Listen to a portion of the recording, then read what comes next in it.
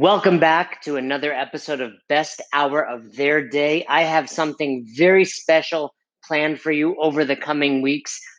I'm sure you're aware, but I wrote a book, no big deal, called Best Hour of Their Day. Maybe you've read it, maybe you've heard of it, maybe you're going to order it. It's available on Amazon as well as my own personal website, thejasonackerman.com, and the Best Hour of Their Day website as well. But after writing the book, I thought, how cool would it be to have an audiobook as well? So that's what we did. We now have an audio version of Best Hour of Their Day, and it's available on audible.com. I'll put the links on where to order the paperback, where to order the ebook, and of course, where to order the audiobook. But I decided to do something special when recorded the audiobook.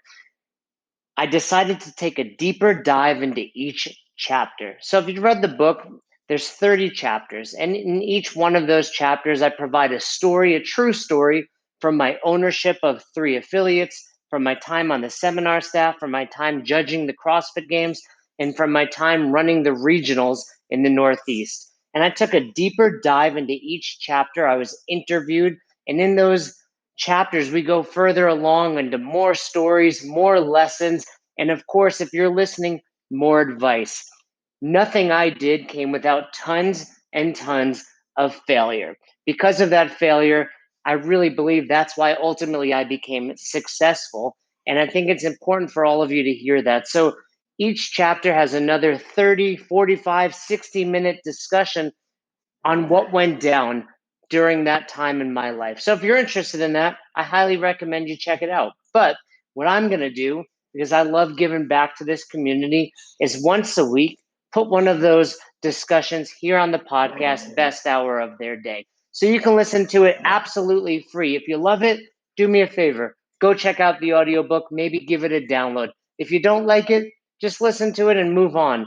And you can also, of course, always leave us a review over at Apple Podcasts. That really helps when you leave us a 5-star glowing review about this podcast.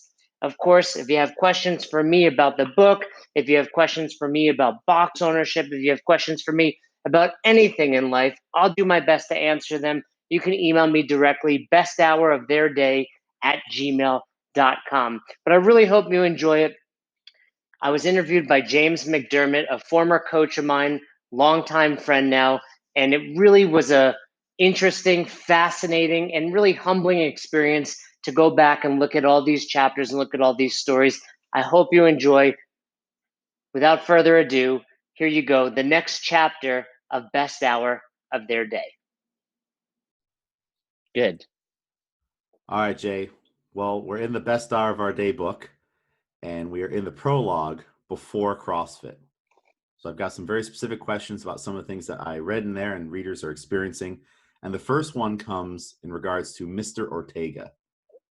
Just wondering, he made a very big impact on your life. One could argue that if Mr. Ortega doesn't encourage you to join the wrestling team, none of this happens. Possibly. Yeah, I firmly agree with that. First of all, you're asking me to remember this is over 25 years ago. It's stopping and thinking back about that is pretty overwhelming in and of itself. But yes, you're absolutely right. It's one of those moments, I think we all have those moments in life where something big is happening and you don't realize that it's happening at that moment. And I think Mr. Ortega, I remember, it's one of those moments I also remember pretty vividly walking into that earth science class and seeing Mr. Ortega for the first time. He's, a little bit taller than me, frumpy looking guy at the time. This is, 25 years ago. But yeah, without him, that's pretty. Do you have a moment like that? I think everybody has a moment like that. And hopefully, as coaches, we've impacted people like that as well, whether it's to become a coach or to, take their first CrossFit class. So that was Mr. Ortega for me. Now, have you ever thought about reaching out to him? Like, I don't know if he's still around. This was 25 years ago. So as I was writing the book, I couldn't find him on any social media platform. He's probably 70 something years old at this point. And I reached out to his daughter. So his son, Luke, was a a year older than me, and he was on the wrestling team and used to beat the crap out of me, this kid. And I hated him. Like, I hated this kid. But he was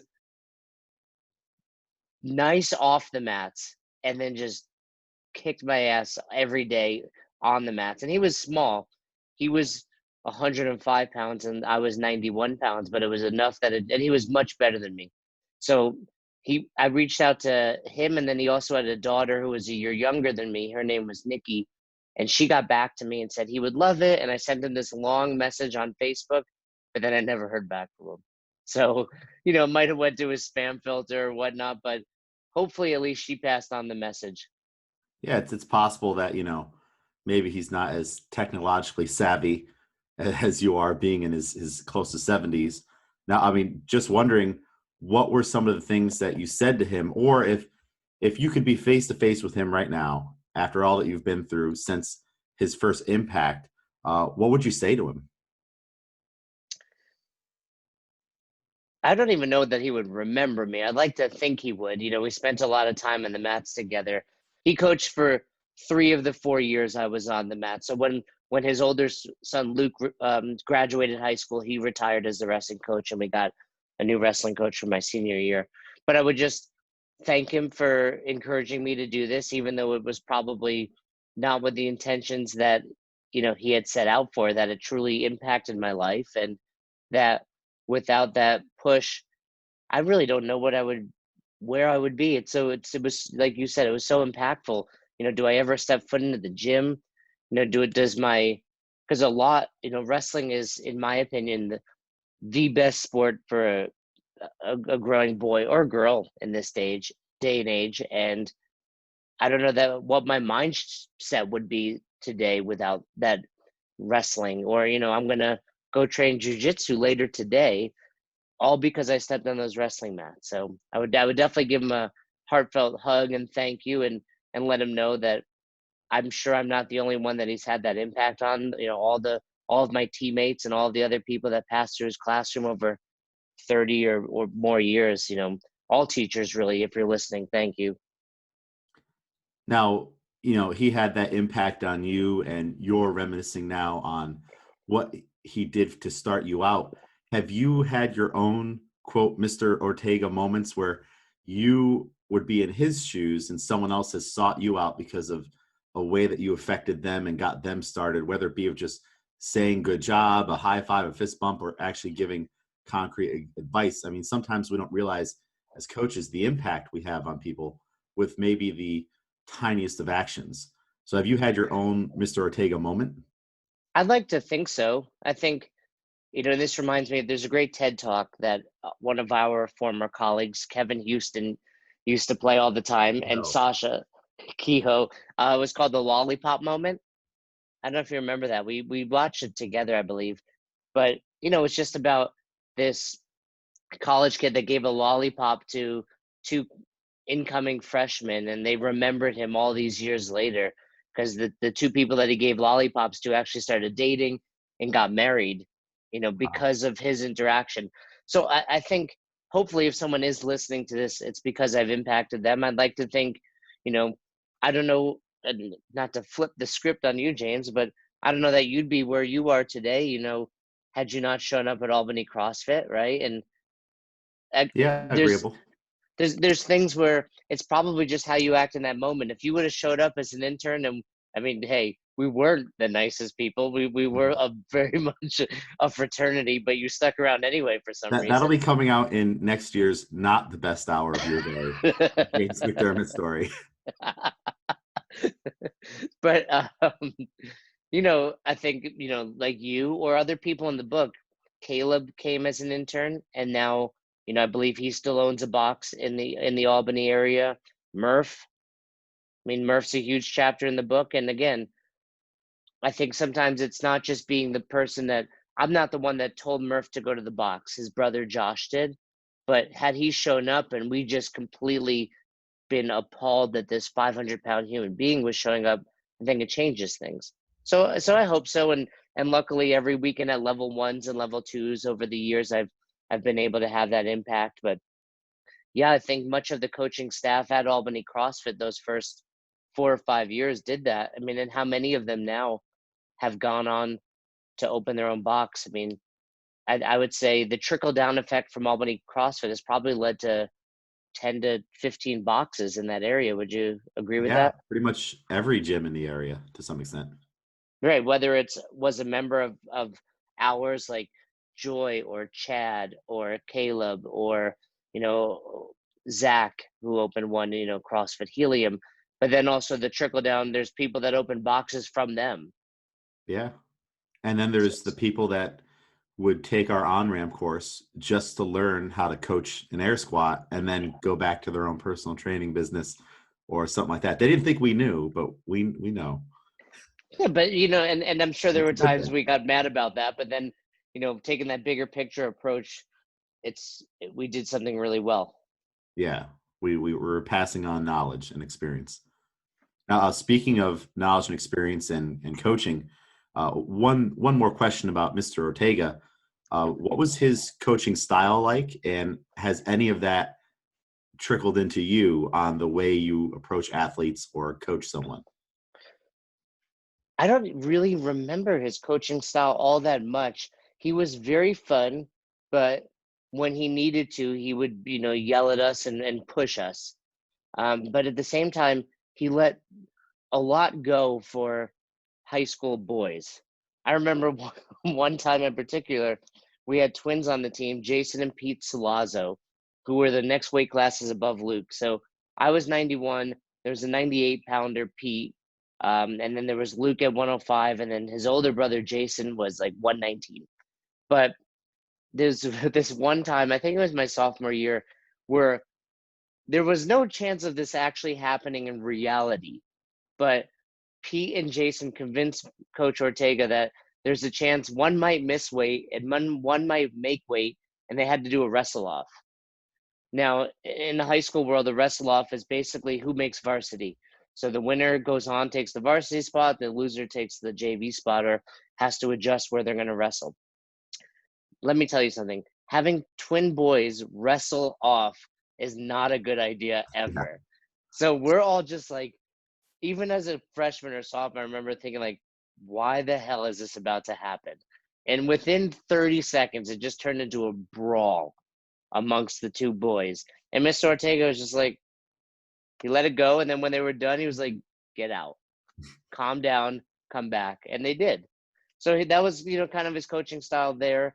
But, you know, oftentimes he wasn't the most athletic guy. He never wrestled in high school or college. He took up the idea of coaching probably just when he was younger because he needed an income.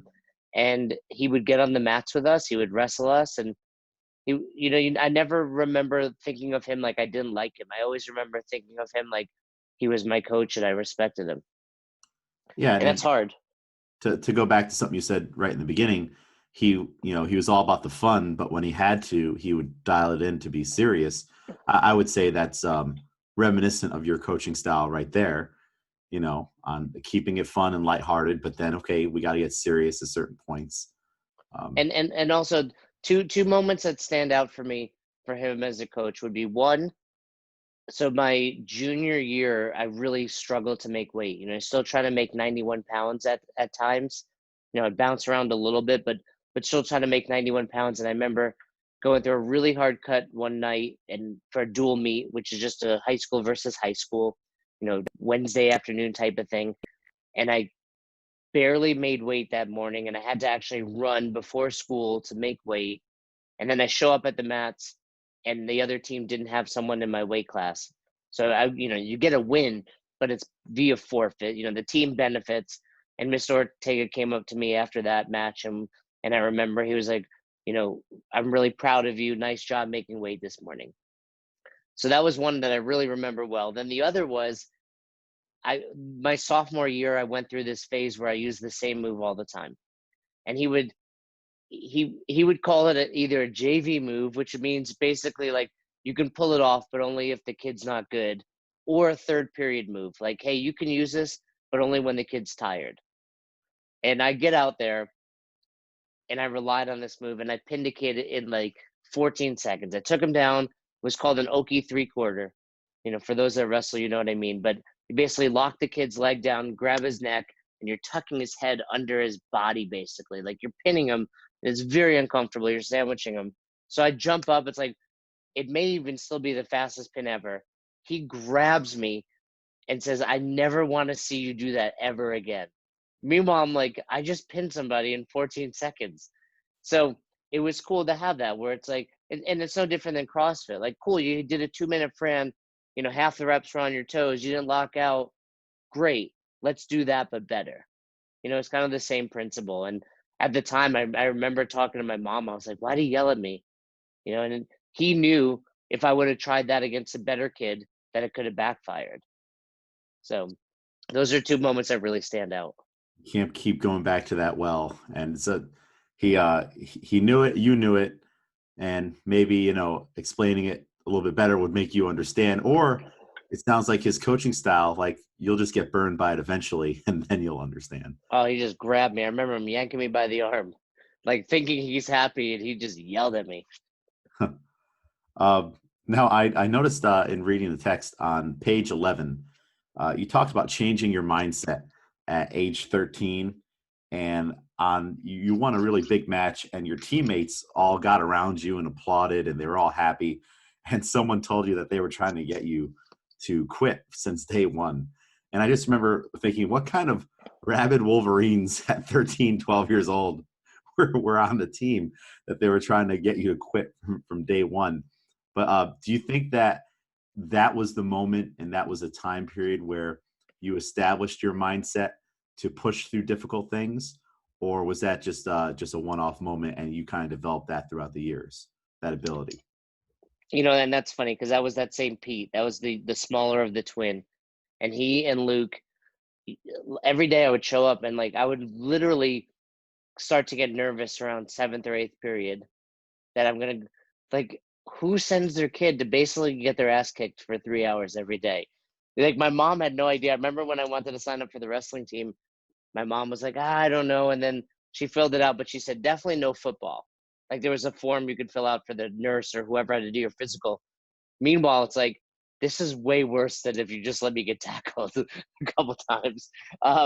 So every day I would just keep showing up. And part of me was just like, I didn't know any better. I was like, I just set out, like quitting isn't like, what's quitting? There wasn't even an option.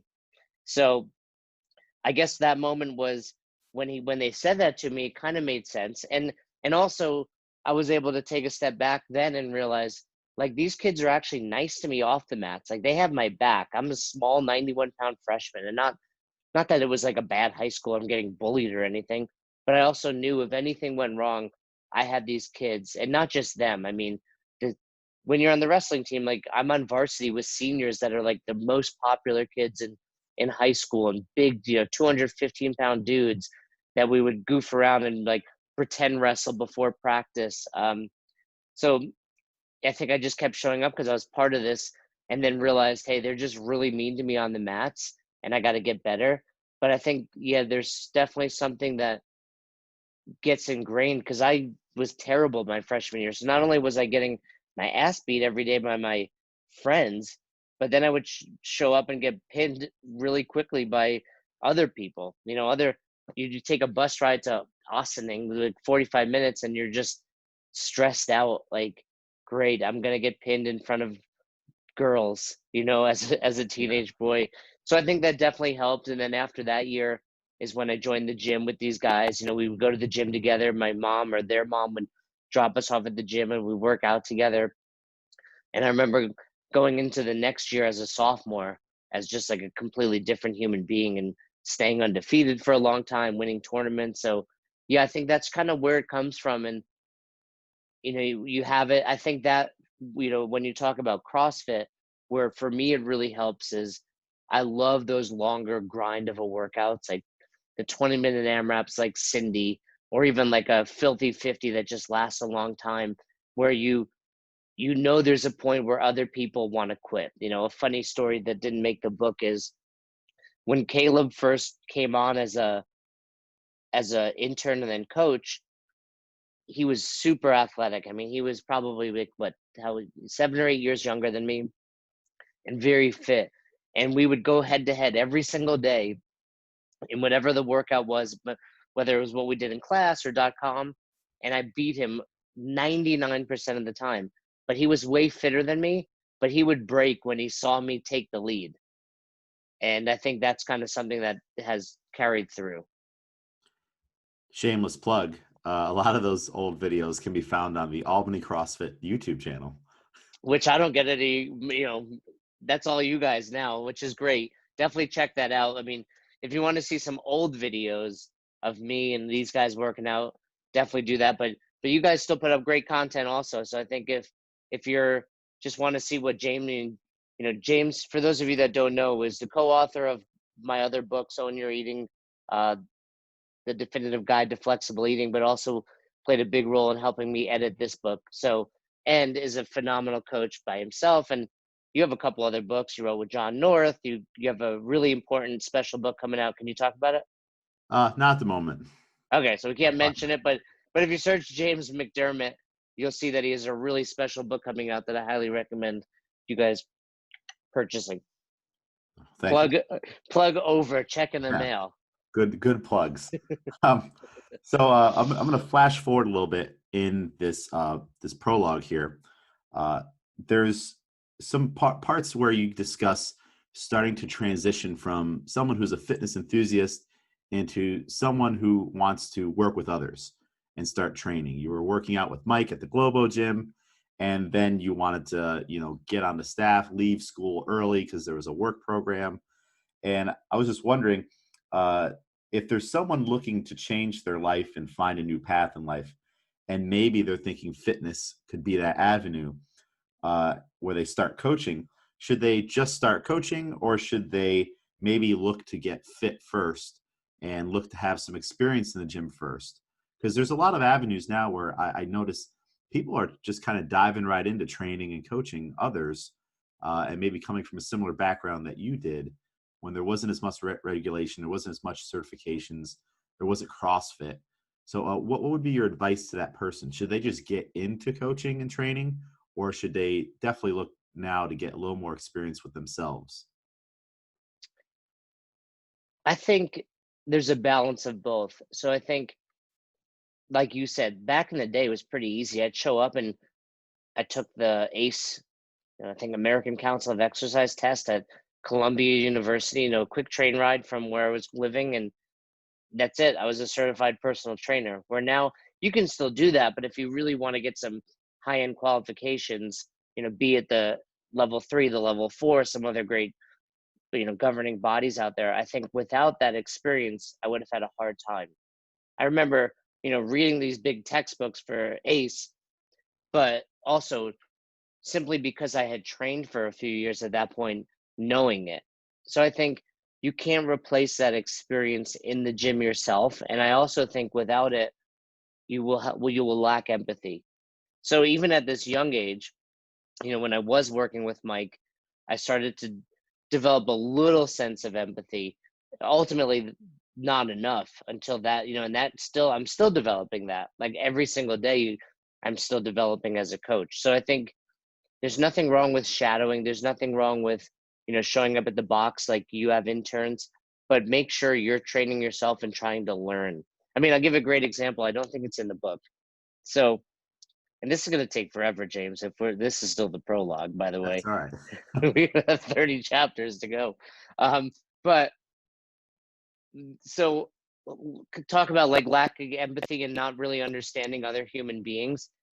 The way Club Fit worked is, when you join, you got a free one-on-one session, say. It might have been more, I don't remember, but you get at least one-on-one session. And I don't remember the guy's name, but he was much older. I would say, when I think about him now, I picture the grandfather from that Seinfeld episode, Mandelbaums. Remember? They're like, do you remember that episode? That's who I could pick up that TV. Yeah, I can pick up that too. That's who I envisioned, although he probably was not nearly as fit and a little overweight. So he comes in, and I'm taking him through his first day working out. Like, this is a 7-year-old man. And I put him on these Cybex machines that I was using at the time because they were air pressure. I don't, these, if you've not been to a global gym in a long time, but basically right side was increased the weight, left side decreased. So you can basically do eccentric loading. You can go really light, say you're benching, push it out, and then start to load up the air pressure while it was out and resist.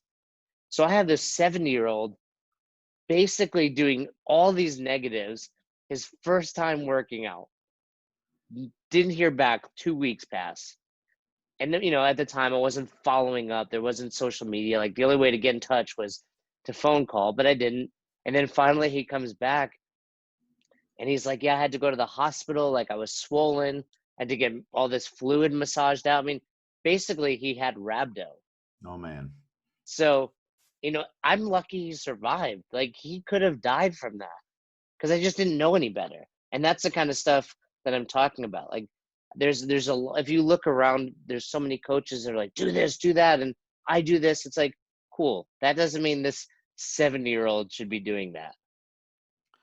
My career would have ended very fast with a manslaughter, conviction. You have to scale people. Appropriate. And even then, I don't remember thinking that to myself, like I almost killed this dude. But I remember, realizing, okay, that might have been a little too much. Like, and then I continued to work with him for a long time, but it almost didn't happen. So I'm saying, to answer your question, learn from yourself and then be willing to learn from others. Perfect. Yeah, you got to have that experience under your belt. So if you're trying to change your own life, you still have to take the appropriate steps first. Yes, absolutely. Now, also in that chapter there's a photo of you with Renzo Gracie, a pretty cool, well-known guy in the MMA scene. Do you have any stories that didn't make it into the book, training and rolling with Renzo? Any sage wisdom he gave you? Anything like that? Just for the record, just in case any high-level jiu-jitsu people are listening, it would be Renzo. Oh, Renzo. There we go. But so I didn't really train under him very often. The school that I trained at in Albany, which is still around, is owned by Bruno Tostes. So I graduated college in 2000 and really missed wrestling after that. Fitness kind of took a little bit of that edge off, but it wasn't the same as wrestling. And I remember in Albany just Googling Brazilian Jiu-Jitsu all the time to try to find a place. There's one dude that taught at like the downtown Albany YMCA, that little like rundown one. Yeah. But it was like once a week and it wasn't legit. So finally Bruno opens and I was like his second or third student and really took to jiu-jitsu, and he was under Renzo Gracie. So every so often we would go to New York City, and that picture is when I got my purple belt. So I don't really have any sage wisdom from him, but just, the continued experience with jiu-jitsu. Jiu-jitsu has really taught me a lot, similar to wrestling, but even more so because now as an adult, you can really run with it. And it's just, you're going to be in these bad positions and you can't quit. You have to just keep going because every day that you roll, especially in the gi, for those that train, you could just be held down by bigger, stronger people. And your initial reaction is going to be to give up and quit. And you can't. I mean, you can tap, but you have to kind of remove those thoughts from your head first and then move on. And I think that's just what I love about jiu-jitsu. It's a never-ending journey, one that I'm still on. I train out here in Boulder, Colorado now, but there will be a time today when I'm training where I'm like, F this, I'm just going to tap.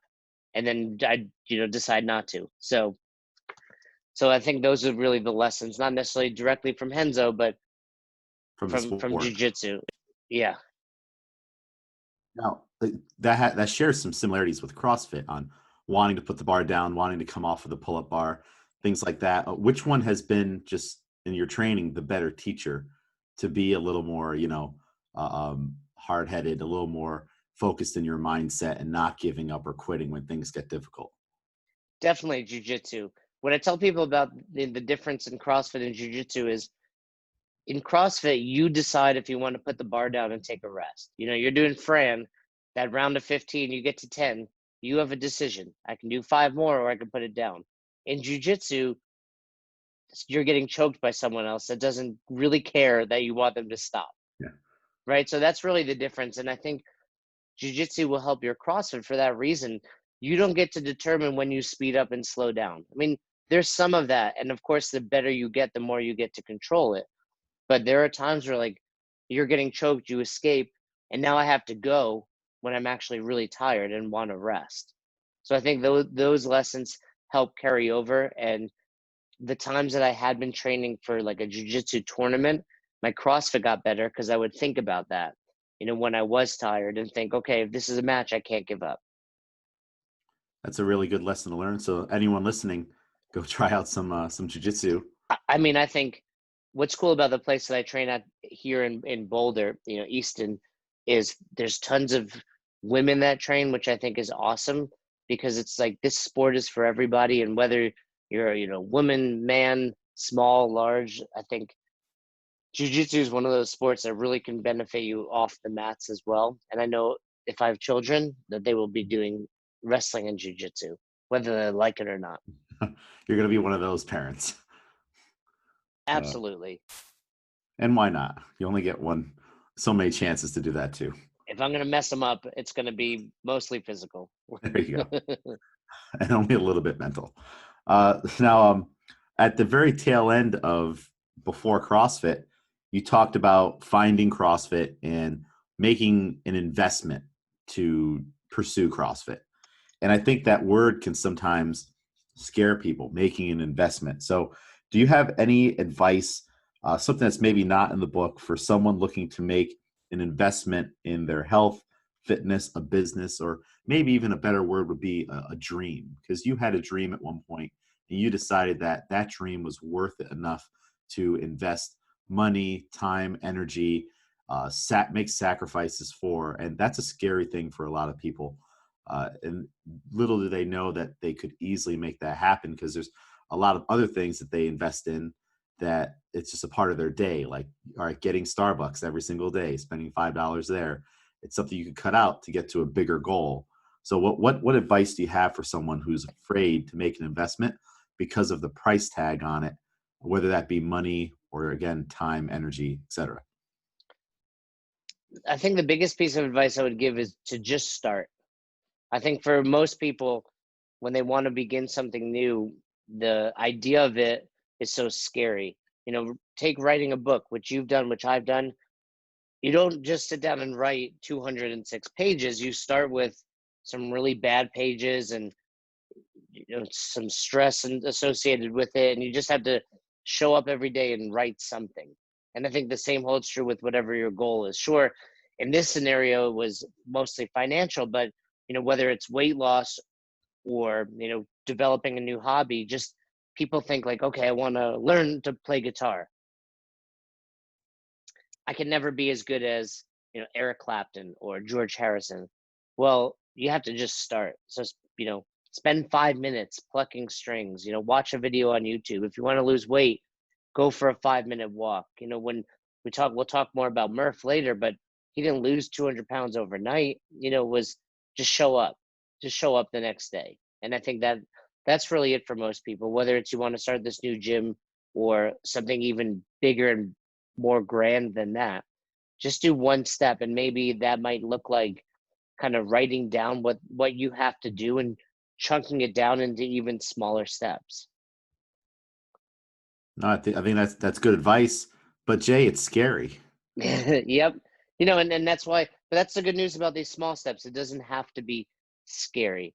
When you talk about nutrition, a lot of people, try to take these big, huge leaps at once, where really it's like, hey, maybe just if you were to wake up and drink a glass of water first thing, before you do anything else, that's your first step. But maybe also, not only does that have an impact, but it starts a little bit of a steamroll for the rest of your day. So that it could be anything, and that's what I think people, I'm the same way about things. Yeah, and I think everyone is. We have these, I'll say, okay, I want to get back into yoga. And then I'm like, well, I don't have an hour to do a yoga class. I have to find a studio, I have to join. Or, hey, you can just stretch for 10 minutes today in your bedroom. Like, it doesn't have to be all in all the time, but you have to be moving forward. Making little tiny action steps. Yeah, and then when there's a time to go all in, which we'll talk about, you do it. But you can't do that for everything in your life. Well, what I think we'll find in breaking down the rest of the book as well is that you have to realize that it's okay to fail. And we're going to talk about many of your failures, many of the obstacles that you overcame and also didn't, that kind of added into everything that you've accomplished. So that'll be a nice thing as we go throughout the remaining chapters. Yeah, there's been lots of success, but there's probably been more failures. So I'm excited to talk about those. And I think that's something we often forget about when we're looking at someone. Maybe someone is looking at this and they're like, oh, Jay's achieved this and he's a level 4 and he's owned 3 affiliates and he's had it easy. You always hear that, like, he's had it easy. It's like, well, this book took 25 years to write, not literally, but yeah, there's a lot of failures and we're going to talk about all those. And without those, though, I think I wouldn't be where I am today. Exactly. Even the book cover, going through all the little reshoots on the color of the shirt, that one didn't work. The nipples were showing on this one. There's failures and there's successes, and sometimes we just see what's on the cover, but we don't know what came before it. Absolutely, great point. And then if you notice on the book cover, well, you're listening, but if you've seen the picture, my hands are covering my nipples. There you go. We should have just used tape. Just Next time, next cover. yeah. All right, that's all I got for you today, or on this chapter. Thanks for listening to Best Hour of Their Day. If you haven't heard about Anchor, it's the easiest way to make a podcast. Let me explain. First of all, it's free. How cool is that? There's a creation tool that allows you to record and edit your podcast right from your phone or computer, so it becomes super simple. Some of these episodes with Fern or Todd or myself chatting with one another, we've done right within the app itself. Anchor will make it easy to distribute your podcast to all platforms, Spotify, Apple, and many more. And you can make money from your podcast with no minimum listenership. It's everything you need to make an awesome podcast in one place. All you have to do is download the free Anchor app or go to anchor.fm to get started today. Come on, who doesn't have Spotify at this point? And if you were unaware, Spotify now is offering podcasts. That's right. On Spotify, you can listen to all your favorite artists, but also podcasts in one place for free. Spotify has a huge catalog of podcasts on every topic, including the one you're listening to right now, Best Hour of Their Day. On Spotify, you can follow your favorite podcasts so you never miss an episode. Premium users can even download episodes to listen to offline wherever you are, something I always do before I hop on a plane. And you can even easily share what you're listening to with your friends on Instagram and other social media platforms. Here's the deal. If you haven't done so already, be sure to download the Spotify app, search for Best Hour of Their Day on Spotify, or browse some other podcasts if you want. You can find them in your library tab. And also make sure to follow me so you never miss an episode of Best Hour of Their Day. Thanks again for listening to that special episode of Best Hour of Their Day. If you enjoyed, go ahead and download the book. You can check out the audiobook, you can check out the paperback, or even the ebook. We place the link right in the show description. So once again, thanks for listening. Have a great rest of your day.